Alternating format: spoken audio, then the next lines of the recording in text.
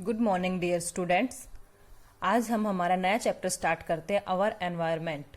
Environment क्या होता है ये आप सब अच्छे से जानते हैं। हमारे चारों तरफ का आवरण जो हमें घेरे हुए है। एनवायरनमेंट वर्ड आपने काफी बार सुना होगा। पर्यावरण, पर्यावरण क्या होता है ये सब आप लोग अच्छे से जानते हो कि जो हमारे चारों तरफ का आवरण है, जो हमें घेरे हुए है, जिसके अंदर हम रहते हैं, वो हमारा एनवायरनमेंट होता है। Ecosystem, ecosystem what are its component. हमारा इकोसिस्टम क्या होता है और इसके कंपोनेंट क्या क्या है। All organism such as plants, animals, micro organism and human being as well as the physical surrounding interact with each other and maintain a balance in nature. जो भी हमारे ऑर्गेनिज्म है, like plant, animal, micro organism और जो human being, ये सब क्या है, ये हमारे इकोसिस्टम के पार्ट है। और ये क्या करते हैं, सारे सभी के सभी एक दूसरे पे डिपेंड होते हैं। ठीक है। All the interacting organism is an area together with the non-living constituent of the environment form an ecosystem। हमारा जो इकोसिस्टम है वह लिविंग और नॉन लिविंग कॉन्स्टिट्यूएंट दोनों से मिलकर बना है। लिविंग कॉन्स्टिट्यूएंट के अंदर क्या आता है, जैसे like plant, animals, micro organism, human being, ये सब क्या है, लिविंग ऑर्गेनिज्म है। इसके अलावा नॉन लिविंग ऑर्गेनिज्म होते हैं, लाइक सोयल है, रेनफॉल है, वाइंड है, मिनरल्स है, ये सब क्या है, नॉन लिविंग कॉन्स्टिट्यूएंट्स है। तो ये दोनों living and non living constituent both are making our ecosystem. अभी आप देखिए जो what are its component, ecosystem के कंपोनेंट क्या क्या होते हैं। इसके टू कंपोनेंट्स होते हैं, बायोटिक एंड एबायोटिक। बायोटिक क्या होता है, लिविंग थिंग्स, लाइक जो जैविक होते हैं, जिनके अंदर जान होती है, जो लिविंग बींग्स होते हैं, जैसे कि एनिमल्स हुए, प्लांट्स हुए और ह्यूमन बींग है, ये सब क्या है, बायोटिक कंपोनेंट है। इसके अलावा एबायोटिक कंपोनेंट, एबायोटिक कंपोनेंट क्या होते हैं, नॉन लिविंग थिंग्स, वो सभी एबायोटिक के अंदर इंक्लूड होती है। अभी देखिए एबायोटिक कंपोनेंट, बायोटिक कंपोनेंट में तो लिविंग ऑर्गेनिजम्स आ जाते हैं और एबायोटिक कंपोनेंट के अंदर क्या आते हैं, जैसे कि like temperature, rainfall, wind, soil and minerals, ये सभी क्या होते हैं, एबायोटिक कंपोनेंट होते हैं। और ये दोनों मिलकर, बायोटिक और एबायोटिक कंपोनेंट दोनों मिलकर क्या करते हैं, हमारा इकोसिस्टम बनाते हैं। ठीक है। For example, if you visit a garden, you will find different plants such as grass, tree, flower bearing plants like rose, jasmine, sunflower, and animal like frogs, insect, and birds. All these living organisms interact with each other and their growth, reproduction, and other activity are affected by the abiotic component of the ecosystem। जैसे कि आप कभी garden में जाते हो, आप सभी ने देखा होगा कि वहां पे बहुत सारे प्लांट्स होते हैं, फ्लावर के भी प्लांट्स होते हैं, फ्रॉग होते हैं, इंसेक्ट्स होते हैं। ये सभी क्या करते हैं, सभी एक दूसरे के साथ इंटरेक्ट करके ही इकोसिस्टम बनाते हैं, सभी एक साथ मिलकर। सो ए गार्डन इज एन इकोसिस्टम। तो वो गार्डन है, वो क्या होता है, एक इकोसिस्टम होता है, बिकॉज उसके अंदर लिविंग थिंग्स भी रहते हैं, नॉन लिविंग थिंग्स भी होते हैं। Other types of ecosystem are forest, ponds and lake. Garden के अलावा और कौन से इकोसिस्टम्स हैं, जैसे जंगल हुए, तालाब हुए, जो झीलें हैं, ये सभी क्या है, इकोसिस्टम के टाइप्स हैं। These are natural ecosystem while garden and crop field are human made ecosystem. जैसे जो जंगल होते हैं, वो जंगल हुए, तालाब हुए, जो झीलें होती है, ये सब क्या है, नेचुरल इकोसिस्टम के अंदर इंक्लूड होते हैं, बिकॉज ये नेचर के थ्रू बनी हुई है। इसके अलावा जो गार्डन होते हैं, क्रॉप फील्ड जहाँ पे हम फसल उगाते हैं, ये सब क्या होते हैं, मतलब कि ह्यूमन बींग के द्वारा बनाए गए हैं। तो ये सब आर्टिफिशियल इकोसिस्टम के अंदर इंक्लूड होते हैं। तो आप सभी को पता है नेचुरल इकोसिस्टम क्या होता है, जो नेचर से मिलते हैं, और आर्टिफिशियल इकोसिस्टम क्या होते हैं, जो ह्यूमन बींग के द्वारा बनाए जाते हैं। ठीक है।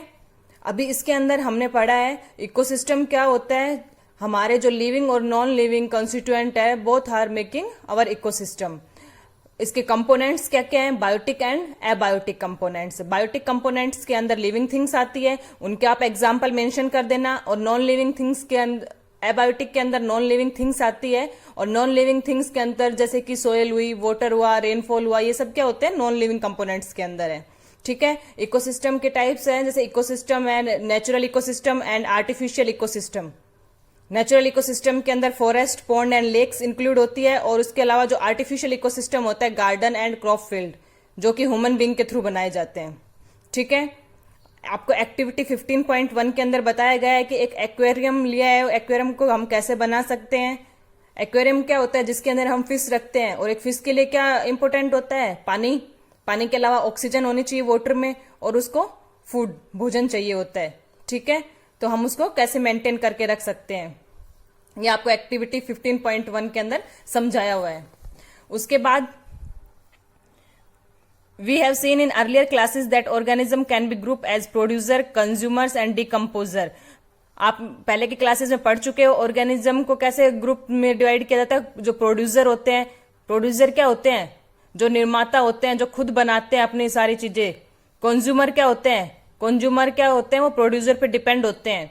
ठीक है, एंड डिकम्पोजर क्या होते हैं, डिकम्पोजर होते हैं अपघटक। अपघटक के अंदर क्या आता है, जो डिकम्पोज कर देते हैं, छोटे छोटे उसको छोटे छोटे पार्ट्स में डिवाइड कर देते हैं।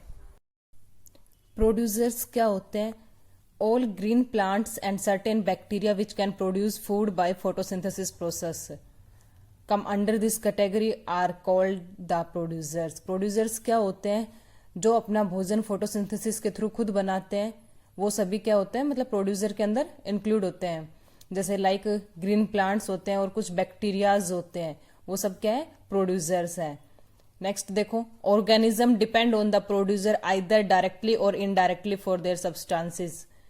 These organisms which consume the food produced either directly from the producers or indirectly by feeding on them on other consumers are the consumers। Consumers क्या होते हैं, जो organism directly or indirectly producers के ऊपर depend होते हैं, वो अपना फूड उनसे डायरेक्टली और इनडायरेक्टली वे के अंदर लेते हैं, वो सब क्या होते हैं, कंज्यूमर्स होते हैं। Consumers can be classed variously as herbivores, carnivores and omnivores and parasites. जो कंज्यूमर्स होते हैं उनके क्या टाइप्स होते हैं, किन क्लास में उनको डिवाइड किया जाता है। हर्बिवोर्स आप सभी को पता है, जो शाकाहारी होते हैं, जो सिर्फ वेजिटेबल, हरे घास फूस ये खाते हैं, वो सब किस में आते हैं, हर्बिवोर्स के अंदर आते हैं। कार्निवोर्स क्या होते हैं, जो मीट मांस मछली खाते हैं, जो मांसाहारी होते हैं। एंड ओमनिवोर्स क्या होते हैं, ये सर्वाहारी होते हैं, ये मतलब शाकाहारी और मांसाहारी दोनों टाइप्स के होते हैं। एंड पैरासाइट्स क्या होते हैं, ये परजीवी होते हैं, जो दूसरों पे डिपेंड होते हैं। अब आगे देखिए, डिकम्पोजर क्या होता है। The micro organism compressing bacteria and fungi break down the dead remains and waste products of organisms. जो बैक्टीरिया और फंगी होते हैं वो क्या करते हैं, जो डेड पार्ट्स होते हैं उनको क्या करते हैं, ब्रेक डाउन करके और उनको सिंपल सब्सटेंस के अंदर कन्वर्ट कर देते हैं। These micro organism are the decomposer. ये जो माइक्रो ऑर्गेनिज्म होते हैं ये क्या होते हैं, डिकम्पोजर होते हैं। As they break down the complex organic substance into simple inorganic substance. ये क्या करते हैं, जो कॉम्प्लेक्स ऑर्गेनिक सब्सटेंस होते हैं उनको क्या करते हैं, सिंपल इनऑर्गेनिक सब्सटेंस के अंदर तोड़ देते हैं, ब्रेक डाउन कर देते हैं। That go into the soil and are used up once more by the plants. और वो क्या करते हैं, उसको मिट्टी के अंदर कन्वर्ट कर देते हैं। ठीक है, What will happen to the garbage and dead animals and plant in their absence? अगर डिकम्पोजर्स नहीं होंगे तो जो गार्बेज है, कूड़ा कचरा है, और जो डेड एनिमल्स है, प्लांट्स हैं, वो उन सब का क्या होगा। अगर वो डिकम्पोज नहीं होंगे, अगर डिकम्पोजर्स नहीं होंगे तो जो भी ये जो डेड एनिमल्स हैं ये सभी एज इट इज रहेंगे। इसलिए डिकम्पोजर का बहुत बेनिफिट है, ये हमारे लिए यूजफुल है। नेक्स्ट देखो, food chain and webs. Food chain and webs क्या होता है, जो हमारी फूड चेन होती है इसमें क्या होता है कि हर एक जीव एक दूसरे के ऊपर डिपेंडेंट रहता है। फूड चेन में आपको देखो, इधर डायग्राम में आपको दिखा रखा है, जैसे कि ये जो प्लांट्स हैं, प्लांट्स को डियर खाता है, ठीक है, और डियर को फिर टाइगर खा जाता है। इसी तरह ये हमारी फूड चेन चलती रहती है। नेक्स्ट में देखो, प्लांट्स हैं, देन कॉकरोच, और उनसे कॉकरोच को कौन खाता है, फ्रॉग खा जाता है, और फ्रॉग को स्नेक, और स्नेक को फिर लास्ट में ईगल खा जाता है। तो इसी तरह ये एक सीरीज चली जाती है, एक चेन बन जाती है, और ये क्या कहलाती है, फूड चेन। ठीक है,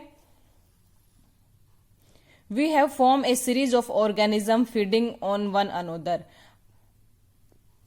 यहाँ पे आपने सबने देखा होगा कि क्या होता है कि सभी जो है जीव जंतु एक दूसरे के ऊपर डिपेंड होते हैं अपने भोजन के लिए। These series or organism taking part at various biotic level form a food chain. ये आपको फूड चेन, आपको यहाँ पे लेवल दिखाए हुए हैं फूड चेन के। ये नेक्स्ट देखो, ईच स्टेप और level of the food chain form A traffic level. ये जो फूड चेन के जो प्रत्येक जो स्टेप है, लेवल है, ये क्या करते हैं, इसके ट्रॉफिक लेवल बनाते हैं। ट्रॉफिक लेवल में क्या होता है, द ऑटोट्रॉप्स और the producer are at the first trophic level. जो प्रोड्यूसर होते हैं, जो ऑटोट्रॉप्स होते हैं, जो मतलब कि अपना भोजन खुद बनाते हैं, जो निर्माता होते हैं, उनको फर्स्ट लेवल पे रखा गया है। दे fix up the solar energy and make it available for heterotroph और द कंज्यूमर्स। वो क्या करते हैं, सोलर एनर्जी लेते हैं, ठीक है ना, सूर्य की जो सोलर एनर्जी के थ्रू वो अपना भोजन वगैरह बनाते हैं, और वो फिर दूसरे जो कंज्यूमर्स होते हैं वो फिर उसको यूज में लेते हैं। कंज्यूमर को यहाँ पे सेकंड लेवल पे रखा गया है। The herbivores or the primary consumers come at the second, small carnivores or the secondary consumers at the third, and the large carnivores or the tertiary consumers from the fourth trophic level. ये यहाँ पे आपको diagram है, diagram में दिखा रखा है कि इसके 4 लेवल होते हैं। फर्स्ट पे प्रोड्यूसर आते हैं, सेकंड पे प्राइमरी कंज्यूमर्स जो इसको डायरेक्टली लेते हैं, ठीक है, और सेकेंडरी पे क्या होता है, जो प्राइमरी कंज्यूमर्स को खाते हैं, और सेकंड टर्सरी में क्या आते हैं, जो सेकेंड ईयर कंज्यूमर्स को लेते हैं।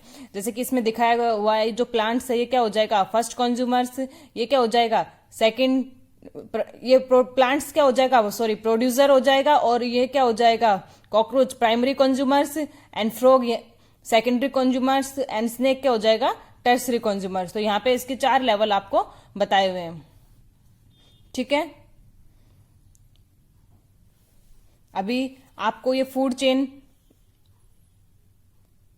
को अच्छे से याद कर लेना। इसके जो ट्रॉफिक लेवल क्या होता है, जो इसकी ईच स्टेप और लेवल होते हैं फूड चेन के, वो क्या कहलाते हैं, ट्रॉफिक लेवल। और ट्रॉफिक लेवल में को कैसे इन्होंने क्लासिफाई किया हुआ है, ये डायग्राम आप बना लेना। उस क्वेश्चन के अंदर आपको पीछे क्वेश्चन दे रखा है ट्रॉफिक लेवल को एक्सप्लेन करने के लिए, ठीक है।